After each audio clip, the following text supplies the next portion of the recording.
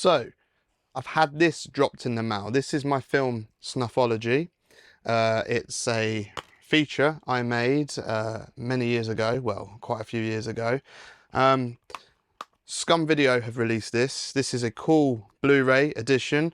It has my really extreme disgusting short film digest included as an extra, introduction by me recorded for this particular release, a little behind the scenes glimpse and other stuff. It's actually a really nice edition. I will say that's the best my film Snuffology has ever been released, and I should imagine will be. Because I'm kind of moving forward from my old leg of work onto new things. It's really nice to see this, because this is a strange random film. It started life years ago when I was doing some segments for stuff, and I was making some shorts. And when I was younger, I had a morbid curiosity of the macabre and the Mondo films like Faces of Death and the fake snuff subgenre, which actually seems to be controversial these days. It's actually landed me in hot water, talking and being involved in fake horror films that deal with the subgenre of snuff. Some people don't understand that. You say the word snuff or it's mentioned in the title of a film. So some nicer projects I've been involved with, that's come to bite me in the butt a little bit, which is a shame, and it annoys me. I've stood my ground.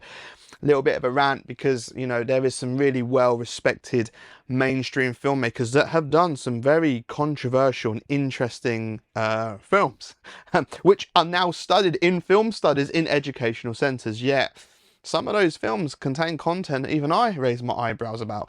But anyway, back to Snuffology.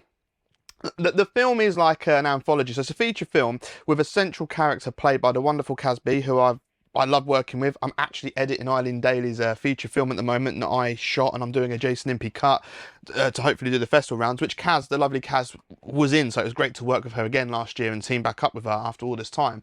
It's a bit of a it's a little bit of a mock on the indie film world, which I've been a part of for a few decades. I started out when I was young doing features on digital. Well, I've actually shot on I've shot on 16mm, Super 8, VHS, all that stuff. So gone through all the format wars and everything. And this film, my film Snuffology, Kaz's character, she's a naive actress auditioning for a crazy guy.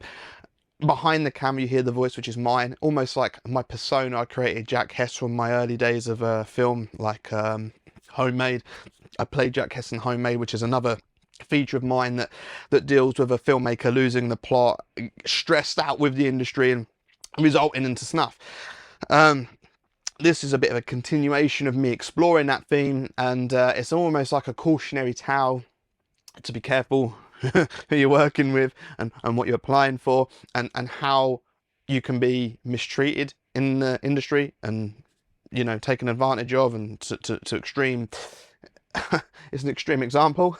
it's an artistic example, but I had a blast making it. And I mean, there is some segments in this, one in particular where I actually created a film from home movies, and it actually was I was fortunate enough that all growing up, my dad had a camera. He's always had a camcorder, a video camera. It was a bit of a hobby of his, which contributed to my fascination of becoming a filmmaker.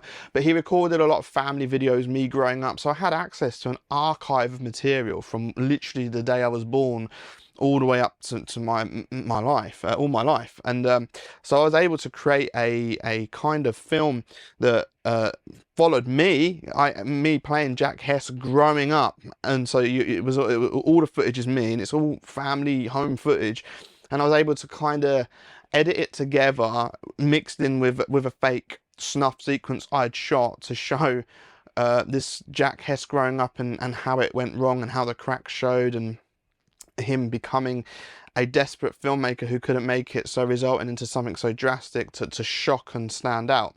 And these were old ideas I'd had when I was younger, and played with, and you know, I grew up loving horror films.